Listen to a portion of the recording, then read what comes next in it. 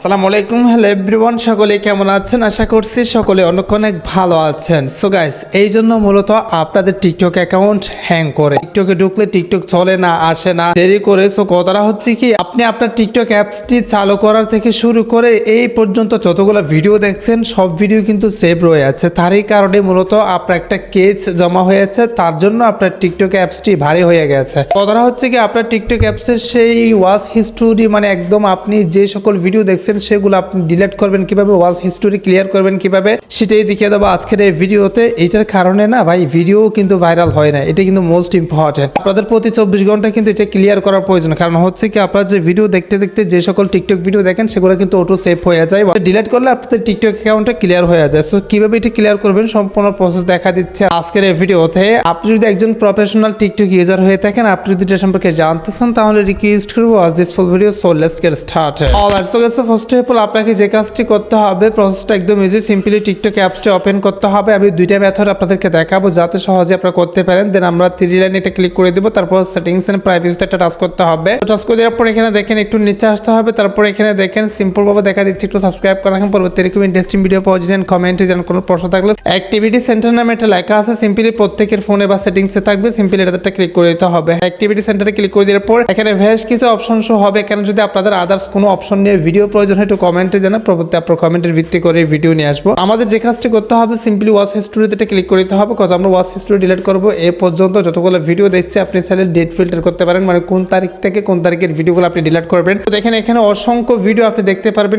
জমা থাকার কারণে মূলত আপনাদের টিকটক অ্যাকাউন্ট হ্যাং করে, টিকটক ভিডিও কিন্তু ফাস্ট লোড হয় না। তখন আপনি এটা ক্লিয়ার করে রাখবেন বা এটা ক্লিয়ার করে ফেলবেন 24 ঘন্টা আবার প্রতিদিন ক্লিয়ার করবেন, তখন কিন্তু আপনাদের টিকটক অ্যাকাউন্টটা দ্রুত চলবে, মানে আপনি টিকটক দেখতে আর কষ্ট পাবেন না। হ্যাঁ, এখন এই যে দেখেন সিম্পলি এটা ডিলিট করার জন্য 3 লাইন আছে, এটাতে ক্লিক করে দিতে হবে। এখান থেকেও ডিলিট করার জন্য আরেকটা সহজ প্রসেস দেখাবো, ক্লিকই ডিলিট করতে পারবেন, সেটাও দেখা দিচ্ছি। তো 3 লাইনে ক্লিক করে দেওয়ার পর এখানে দেখেন সিম্পলি সিলেক্ট অপশন আছে, এটাতে ক্লিক করে দিয়ে আপনি দেখেন এখানে সিলেক্ট অল অপশনে ক্লিক করে দিয়ে এখানে ডিলিট অপশনে ক্লিক করে দিলে কিন্তু এটা ইজিলি ডিলিট হয়ে যাবে। আরেকটা সহজ প্রসেস এটা জেনে রাখা উচিত, সেটা হচ্ছে কি, আপনি যদি এখানে হোম পেজে থাকা অবস্থায় সার্চ অপশনে ক্লিক করে দিয়ে এখানে দেখেন 2টা ডট লিখেন অথবা 3টা ডট লিখে সার্চ করেন, তাহলে এখানে দেখেন সরাসরি এই যে ভিউ ইউর ওয়াচ হিস্টোরি নামে একটা অপশন চলে আসবে।